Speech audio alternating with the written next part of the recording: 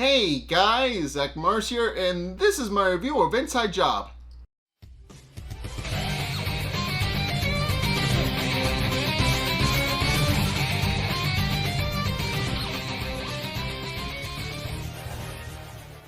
Okay, so this episode is fun in that it parodies the moon landing was stanked conspiracy, but with a bit of a twist to it. So so the episode opens up with and also this one is one where Reagan kind of deals with her father issues a little bit, but and that's kind of important in this episode as well. But this episode opens up with what we later find out is a flashback triggered by Reagan watching the Teenage Mutant Ninja Turtles while pouring a cup of coffee at work, and this winds up triggering a memory where she remembers in her childhood where she tried to make them Teenage Mutant Ninja Turtles for real. So she created an experiment to actually do that, and what we find out is that when she was younger, she did exactly that, and she showed Rand, a much younger Rand, what she had done about how she had used radiation to try and make a crime-fighting superhero team, and Rand does in fact compliment her on it, pointing out how it's very creative, and he does kind of point out that that's a very interesting and fun little experiment, and when she points out that and when she is very happy about the fact that her father is expressing approval in her, he then proceeds to kind of derail that by revealing that actually the experiment was not successful at all, and all they really did was succeed in giving the turtles cancer. So unfortunately that kind of strips Reagan of her confidence a little bit. And she's ultimately very upset about the fact that she kind of tried to create the real life Teenage Mutant Ninja Turtles but did nothing. And Rand unfortunately tells her that it's a fun idea, a little silly idea, but also a dumb one. And then tells her that they now have to go out back to kill her turtles because obviously they're going to die a slow, painful death anyway. Which it's kind of a little bit of a dark memory, but an interesting one. At which point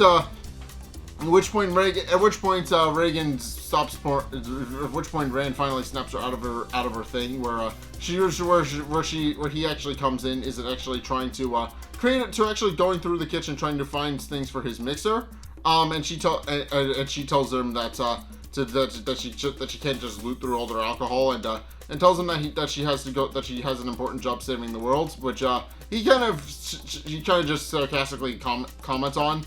Before realizing that they're still making videos of Teenage Mutant Ninja Turtles, and also notes that they tried to keep up with the more modern slang. That's the joke with that one, and it just isn't working. So in case, Reagan then proceeds to arrive in the main office building, where she's obviously very visibly stressed, and a lot of people comment on it, and they do note that she seems very visibly stressed. At which point, Brett comes over and points out that that was exactly what she needs, and decides to help her turn her frown upside down, which he quite literally tries to do, but quickly realizes it isn't working. And it's at this point where Reagan comments on the fact that she wonders if she would have turned out differently if her father hadn't been such an ass. And of course she also wonders how Brett actually deals with that kind of stuff. Since obviously Brett is in a very similar situation to her, in that his parents weren't really assholes, but they also didn't really care for him, as we find out in a previous episode. So kind of an important thing to bring up there. But he points out that he actually just has a good vibes playlist, and that it drowns out all of his negative thoughts, so that he doesn't really think about those kinds of things for too long. But it's at this point where Reagan points out that she just hopes that she's just willing to just put past it, and also what we find out is that in the process is that while she was sleeping, Rand actually wound up changing her ringtone to a recording of himself telling her that she changed her ringtone while she was sleeping, which annoys her, and she puts it on mute. And she points out that she's just hoping to actually finally just kind of not really think about her dad right now, and just throw herself headfirst into whatever job Cognito deems is fitting to give her that day. And even comments that could be something as lame as, going to the moon. At which point JR barges in and tells them that they're going to the moon. So yeah, and of course, is this point, Brett points out the obvious confusion, pointing out that they faked them.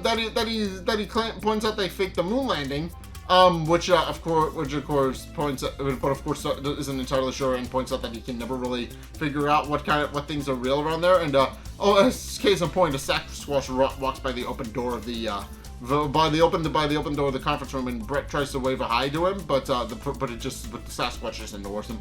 In any case, this is this point where JR kind of expresses his frustration at Brett, pointing out that obviously they set up he points out they created a whole training video to explain the entire situation of the moon landing.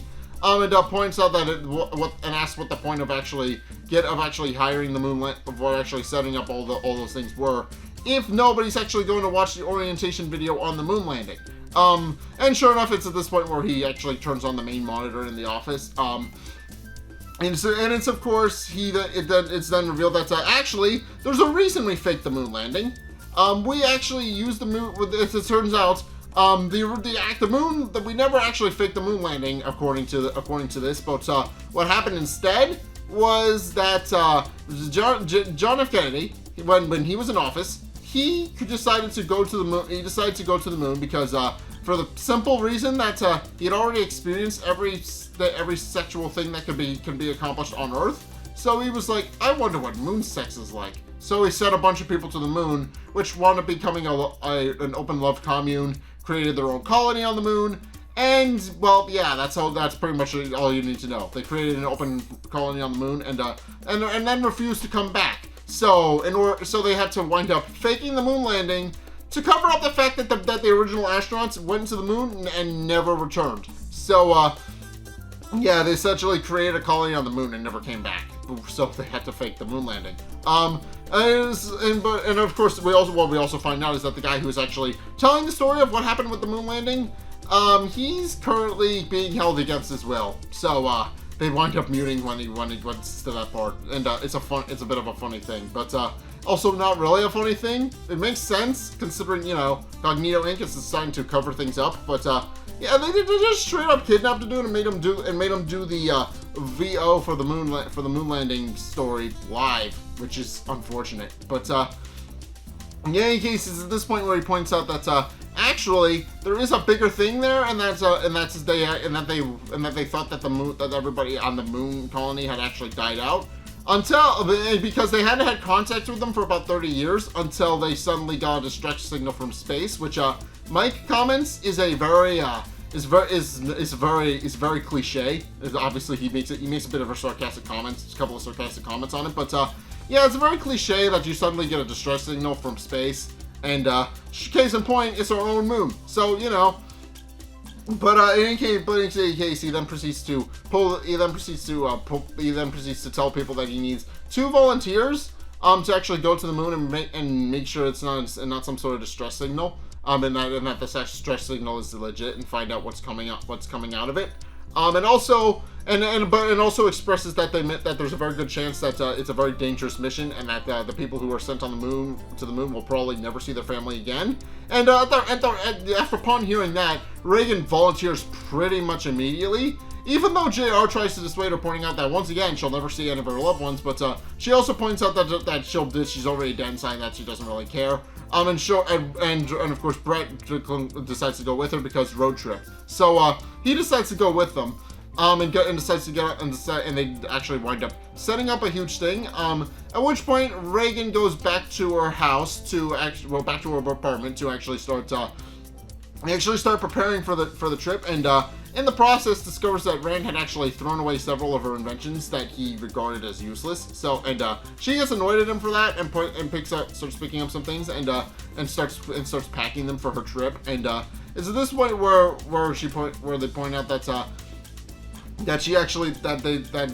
she's actually going to go to the moon to deal with a sex colony, and of course Rand then proceeds to actually reveal that actually he and Tomoko actually went there before Reagan was born, which of course grosses her out a little bit, and when she hears that, but he does point out that they did have a life before hers, and that he actually did go to the space colony with them, but also points out a more obvious thing, and that's since Reagan is going there anyway, she might as well go there and help pick up his glasses, his sunglasses, which he left there.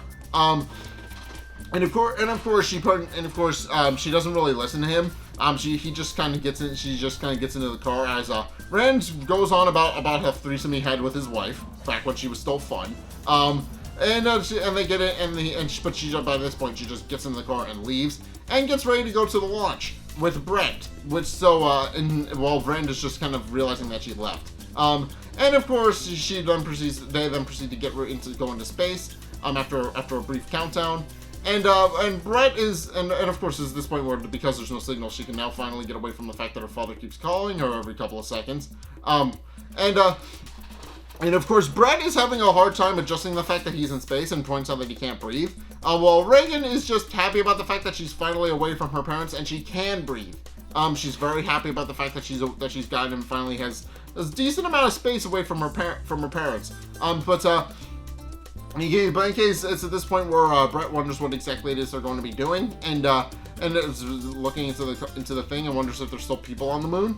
But Reagan points out that it's likely that the people who are on the moon were a long time ago, and points out that if there's just a rampant sex colony on the moon, that they likely died a long time ago, and that is some sort of computer calling them, letting them know they run out of lube. At which point they land their shuttle on the moon. And they get out, and what we quickly find out is that Atlantis is also real, and what we find out is that it actually just appears right in the middle of the Atlantic Ocean. But because NASA doesn't want people knowing about Atlantis and how visible it is from space, Reagan reveals that they actually pay a fortune to actually have it photoshopped out of photos, so it doesn't appear on their cameras or anything. At which point they start looking around, trying to find Buzz Aldrin, pointing out that their plan is to actually grab him and bring him home. Then they actually run into Buzz Aldrin, who actually greets them and welcomes them to the moon. And I'm not gonna picture him because it's Buzz Aldrin. You probably know what Buzz Aldrin looks like, but. Yeah, Buzz actually, and also there's a funny thing in here where Brett mistakenly calls him Buzz Lightyear, which Buzz points out is cute, but that is in fact the namesake for Buzz Lightyear. It's a fun little thing. That's a fun little piece of trivia for you. But of course he does welcome them to the moon and asks them if they could ask them to stay a while. But and of course Reagan points out that they're not interested in staying on any sort of sex colony. But then she looks at the actual sex colony itself and realizes just how advanced it is. And also we find out, also in the process, that Brett is mostly there because he wants to replant the American flag. But what we quickly find out is that because in the sequence we find out that they actually ripped up the American flag to create their own established utopia one. But what we find out is that they actually got one of Garfield, which he points out he's very upset about. But it's at this point where Brett wonders what they're actually going to do with the other Buzz back on Earth. And then the Buzz Aldrin on Earth gets a knock on the door from Gigi and Andre and everybody and all the other department heads. And what we find, and of course the man at the door, whose name is revealed to be Melvin, but the man who's posing as Buzz Aldrin points out that there's nobody by that name. Points out that there's nobody named Melvin at that place, but then they reveal that from Cognito Inc. and he regrettably lets them in. At which point he finds out that he's effectively been canceled. And of course this is this point where and I'm gonna just go on this because this is a B plot that goes throughout the episode, but he goes on to be very confused as to why they've been canceled, because obviously he thinks he had been doing a very good job as Buzz Aldrin. And he points out that actually he thinks that he could actually just reinvent the character to make him a little bit more interesting. But Gigi just explains that there's a very good reason that they're no longer going to be keeping Melvin as a cast for Buzz Aldrin, explaining pretty matter-of-factly that unfortunately the real Buzz is coming back, and because they had an incident with 3 Teapocs, they can't have 2 Buzzes running around. So for that reason, they're going to be recasting him for a role in World War III, essentially. what the plot of the episode goes into, and that's what's behind it being a thing throughout the episode. But they then go on to explain that they're going to bring him back to Cognito and give him a new face and a whole bunch of other things, and that is essentially what they're there to do. And of course, Melvin is reluctant to do that, mainly because he's a dedicated hero now, and also because he points out, he has a wife and family, and they all look at him as Buzz Aldrin, and he can't really just leave all that behind. But eventually agrees to do it, and decides that he'll go back to Cognito and to actually do the interview for World War III.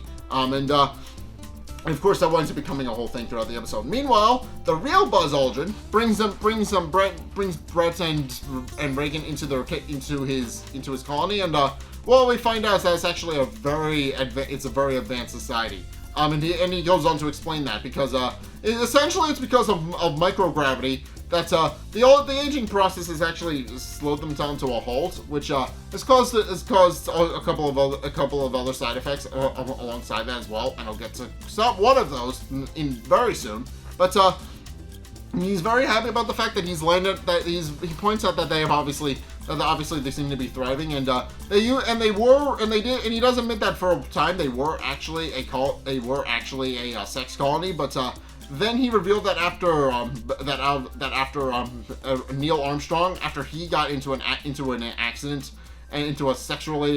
sex accident and died, they decided to actually rethink their ways and decide to actually create a society that benefits the people that are left. So they decided to honor him as a sacrifice, and they decided that maybe it was time to stop with the whole sex colony thing. So they decided to create an advanced society instead, which of course Reagan is which of course Reagan and Brett can't help but be happy about. But of course he also points out that they actually have issues with space Nazis, and that for that reason he comments that they should actually avoid the dark side of the moon, which of course they agree to. But then he also agrees that there's a reason that he sent them the signal, and that said moon Nazis have actually destroyed their power grid, and for that reason they needed somebody to bring in a new thing and actually set that up, which of course Reagan actually did. She actually helped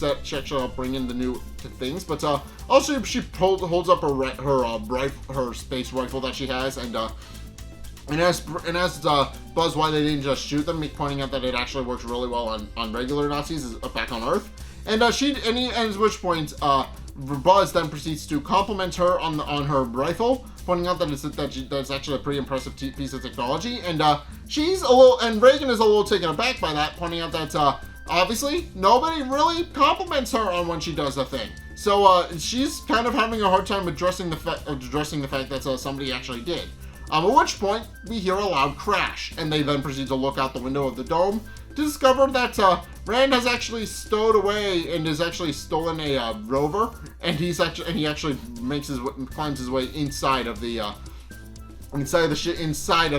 colony, and of course Reagan is obviously upset about the fact that her father stowed away because obviously she wanted to actually take the opportunity to be as far away from her father as possible, and now he's on the moon with her. So for that reason, she's upset. At which point, but of course at this point where he then proceeds to point out that obviously he came to make sure that Reagan was actually going to go and find his glasses, which obviously she hasn't gotten around to doing yet, and for that reason he's very upset. But it's at this point where he points out that obviously he came by because he thinks that the locals would actually appreciate him being around. But at which point the moon police actually show up, and then Buzz gives Rand a huge shove, and tells him that he'd kick his ass, but obviously several years of Earth gravity have actually done a fair number of doing that for him. At which point it's revealed that they actually know each other, and of course this is where the interesting reveal for the episode comes in. It's at this point where it's revealed that Buzz and Rand obviously know each other from the brief time that Rand spent on the sex colony, and it's revealed that Rand gave the entire colony syphilis. But also it's revealed that at the time that Tomoko and Buzz actually slept together. And this, and of course, when we find out that this actually happened 30 years ago, this actually causes a couple of wheels in Brett's head to start turning. And sure enough, when he notices that Buzz Aldrin and Reagan actually act very similarly, he then decides to pull Reagan aside and ask her how old she is, and she reveals that she actually is in fact 30. At which point Brett then proceeds to reveal his what he believes are findings to her. There's a very good possibility that Buzz Aldrin may in fact be Reagan's dad, much to Reagan's surprise. At which point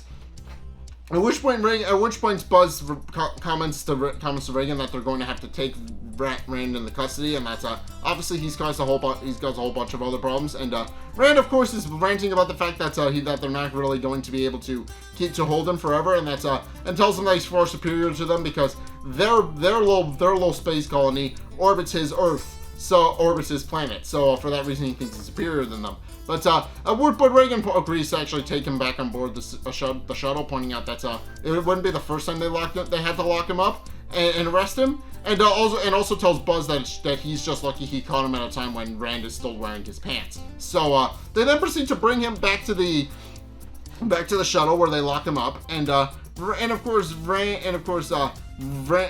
this point where Rand of course is very upset about the fact that he's been locked up, and of course, this is this point where he points out that he doesn't want to really, that he's just kind of upset about the whole Buzz Aldrin situation, about how he can't believe Buzz is still being kind of rude to him. But of course, it's at this point where Reagan does proceed to actually reveal her situation, and that she actually believes that Reagan, Buzz Aldrin might be her father, much to Rand's shock, because he points out that obviously he points out the very obvious fact that that's preposterous, because obviously he's her father. He very much points that out in no uncertain terms. But she, of course, doesn't really believe him because obviously Rand has a bit of a habit of hiding things and not really telling people the full story. So for that reason, she decides not to believe him and decides to actually go out to go find out the truth for herself. And Brett winds up following her up to the suit up room on the shuttle, and asks her what she's going to do about coming forward about being the father. And but of course, Reagan points out the very obvious problem, and that's Rand is already a deadbeat dad. She doesn't really need two of those in her life. So for that reason, she's going to actually feel him out and see if he's actually worth being a father figure, and then tell him. And of course, is this point where Brett points out that obviously he would do the same thing, and then they both do it like a lampshady thing where they both call out their parental issues, and then Reagan leaves to go bond with Buzz Aldrin. And of course she goes off to go to the moon to go greet Buzz Aldrin and go spend a day with him. Meanwhile, as we find out back on Earth, there are Belvin, the guy playing Buzz Aldrin. They're currently in the casting for the World War III thing, as I said. But and of course, what we find out is that they're actually going to Antarctica. That they're actually going to supposedly the war is going to go with Antarctica, where they go into fight over precious whale oil, which of course is a thing. But of course, it's at this point where JR walks in, apparently very angry and upset. And he then proceeds to explain why. That's Melvin is actually gone rogue. And when Gigi corrects him, pointing out that obviously he's just running late, JR then reveals that he's actually not late. He's on late night with Jimmy Kimmel. And sure enough, he then proceeds to expose the entire conspiracy on TV. And that winds up being a big problem.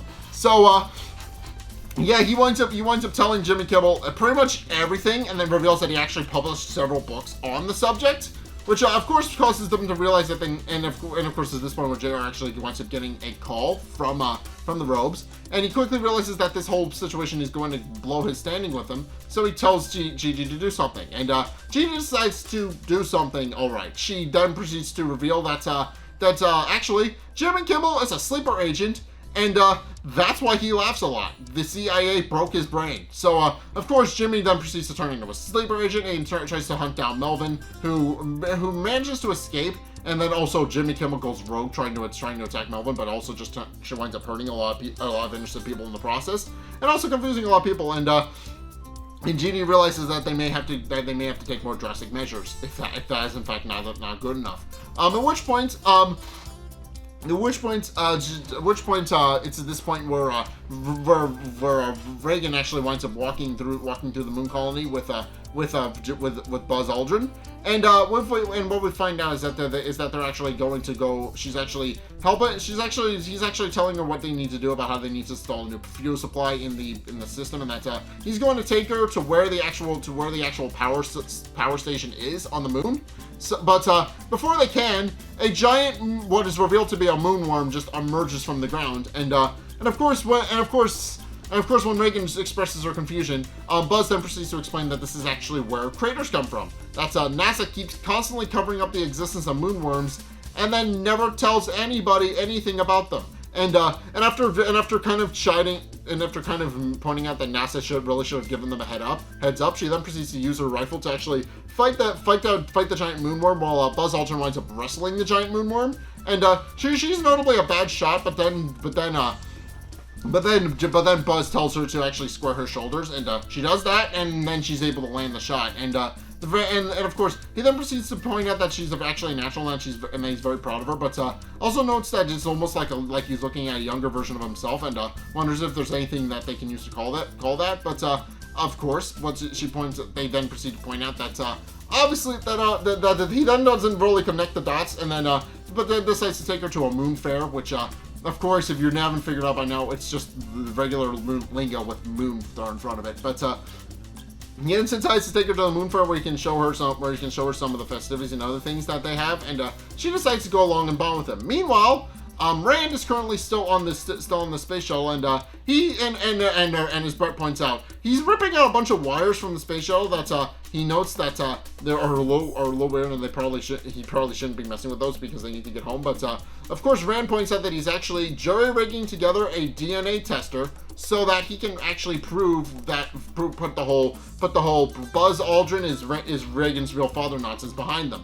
And he then proceeds to do exactly that. He proceeds to put the DNA tester together, and Brett points out that he's more than happy to help, which of course causes Rand to become a little bit confused, because normally people just tell him that that's usually a bad idea, and that he usually is crazy, and that nobody should really listen to him, but and that most people usually disapprove of his ideas. But of course, Brett points out that any father of Reagan's is a father of his, and tells him that he can as many waters as he needs. So he's very happy about that, and then finishes putting the DNA tester together, which he winds up doing, as Buzz Aldrin and Reagan are actually on the way out of the fair, and they start bonding, and they also drink some Capri Moons, which are Capri Suns but with moon in them, obviously. But which of course Rand points out is the perfect opportunity for him to swipe some DNA and get a DNA test done. So he proceeds to do exactly that, and sends Brett in to go grab the bags, Capri Moon bags from the trash, and he does, and they use that, and he proceeds to scan them with the DNA tester, and we find out that they'll know the results in a half an hour.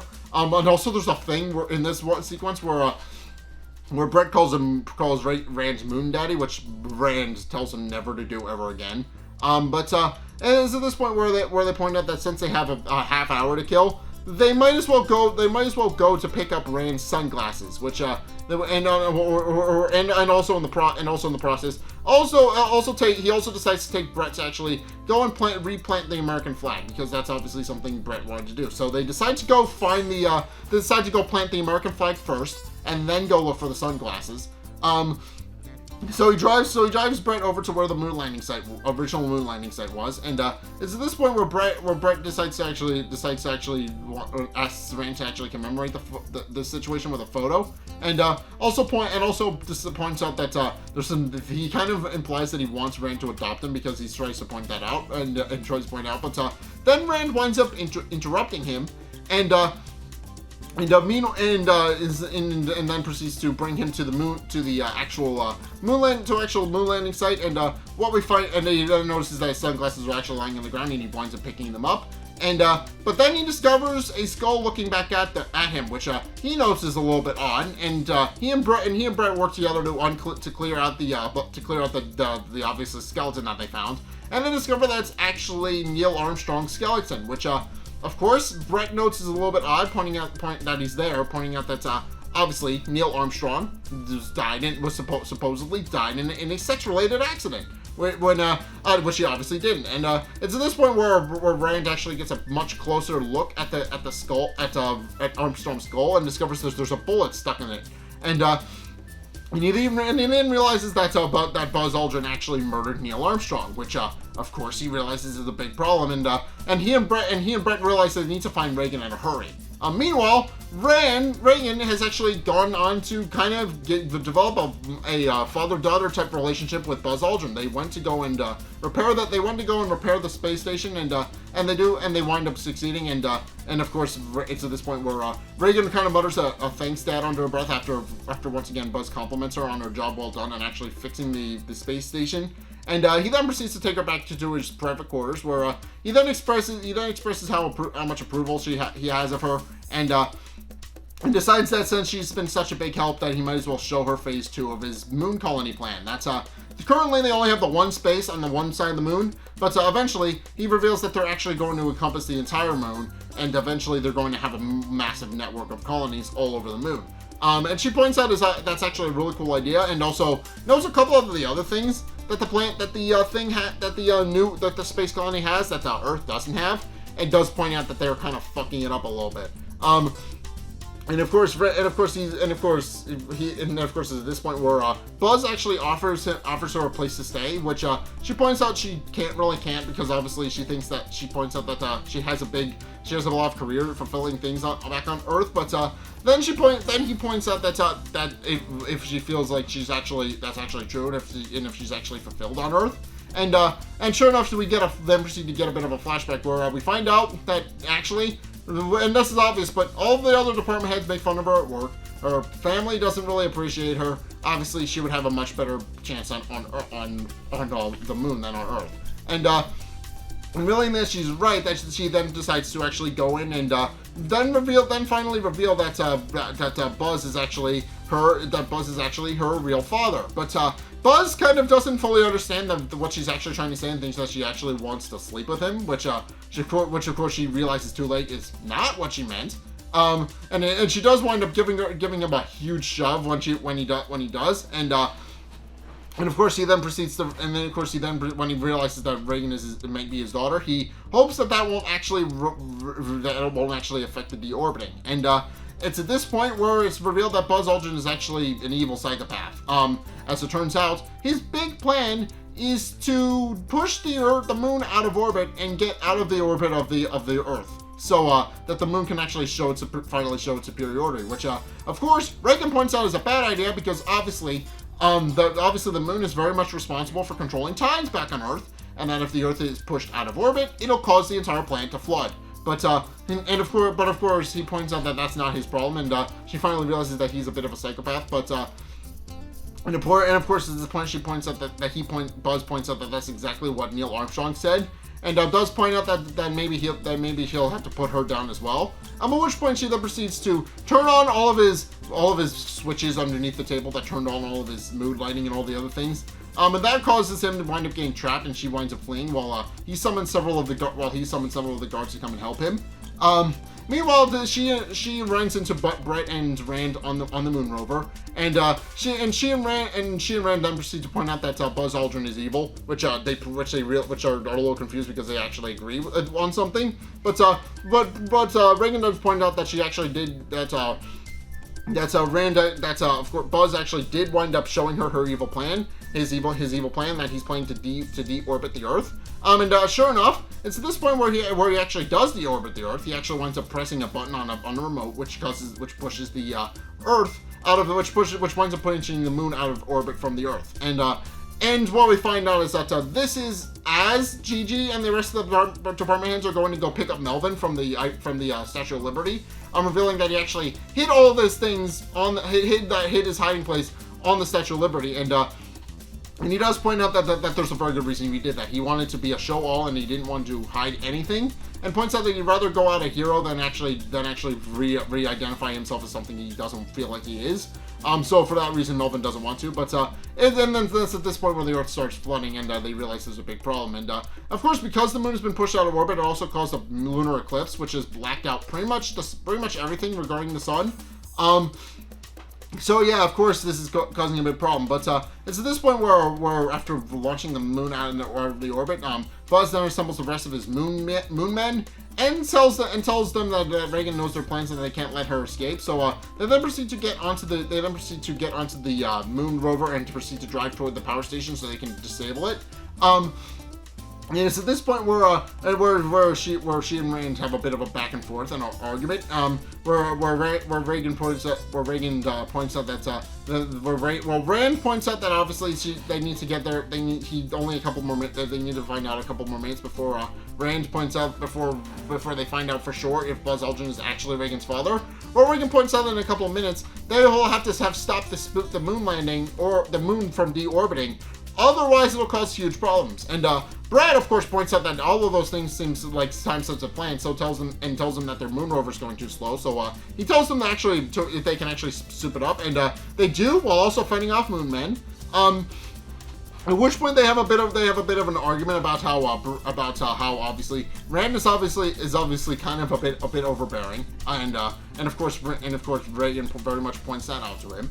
While Rand points out that obviously he just wants to make sure she knows that he has her best interest at heart, and it's for that reason that he wound up building a DNA scanner. Even though she points out that it was more so so that he can prove that he's right rather than anything else. But in any case, they do eventually succeed in souping up the rover, and they wind up getting to the moon, and they wind up turning on the anti-gravity for the generator so that they can fix it, while telling Brett to hold them off. And Brett then proceeds to do exactly that, although he quickly discovers a very big problem. And that's not really a problem for him as so much as the problem for the other guys, and that's Brett winds up accidentally sending a guy flying into one of the thrusters without really realizing his own strength. And he doesn't really know how he did that, at which point Reagan points out that since they've spent so much time on the moon, all of their muscles have essentially atrophied. So for that reason, Brett actually winds up having moon strength. So with that, he's very easily able to fight off the rest of the moon men. While also accidentally planting the American flag in one of the guy's crotches, which of course he points out is a very big moment, and he realized he should have gotten a camera. But in cases at this point where Reagan and Rand actually wind up having a bit of a conversation while trying to fix the generator. And at this point, Rand then proceeds to point out that there's a reason he's so very hard on Reagan. That he essentially wasted his life, and he doesn't want Reagan to do the same thing. So for that reason, he's so hard on her, because he knows that she has true potential, and he doesn't want that being stifled in her, because he stifled it in himself, and that's how he turned out being such an asshole. So for that reason, he's trying to make sure that Reagan doesn't wind up following in his footsteps by just kind of pushing her as hard as he can to make her the best that she can be.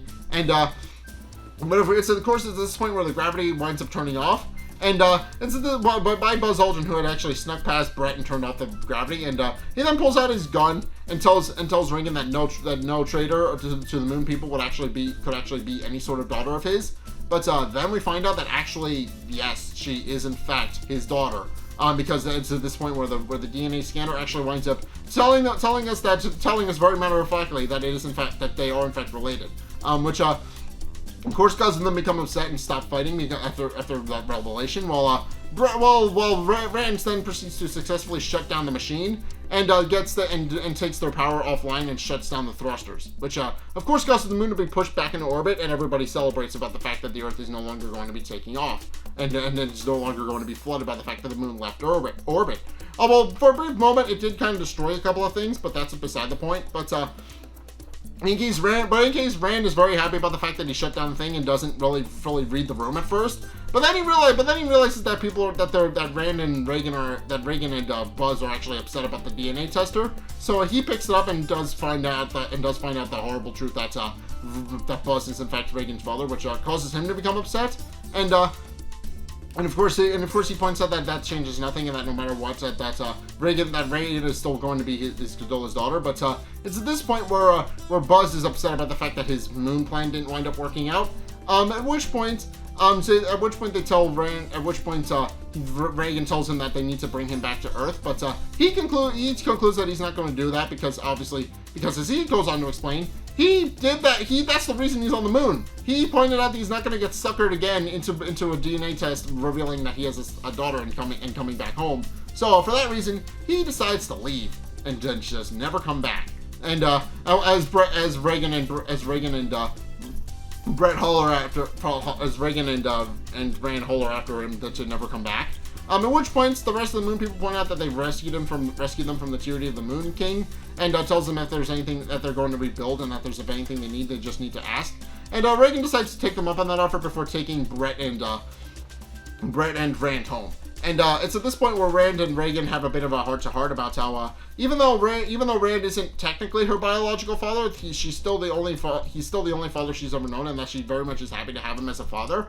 And he appreciates that. But then she gets a closer look at the DNA tester and discovers that actually they're using the wrong microchip for the DNA tester. And then we find out that Brett actually took the wrong thing on purpose, pointing out that he believes it's like Australia where everything is backwards, which of course causes both Rand and Reagan to snap at him. And after replacing the chip with the correct one, they discover that in fact Reagan is in fact biologically related to Rand. And much to Rand's joy, because he then proceeds to reveal that he actually tweaked her DNA to actually make her about 60-40% DNA, putting out that he didn't want her getting too much of Tomoko's judginess, which of course he realizes didn't work because she winds up judging him for that anyway, pointing out that that's not okay. Which of course is how the episode ends, where they fly off. And meanwhile, the Gigi has picked up Melvin from the top of the Eiffel Tower, and they bring him back in the truck to get ready to give him his new life and his new identity. And Melvin kind of accepts this, pointing out that he's obviously ready to actually finally adopt a new identity. But then Gigi winds up getting a call from Reagan, revealing that real Buzz isn't actually coming home after all. So she tells Melvin that he's actually been renewed, and that they're actually going to keep him going as Buzz Aldrin for just a little bit longer.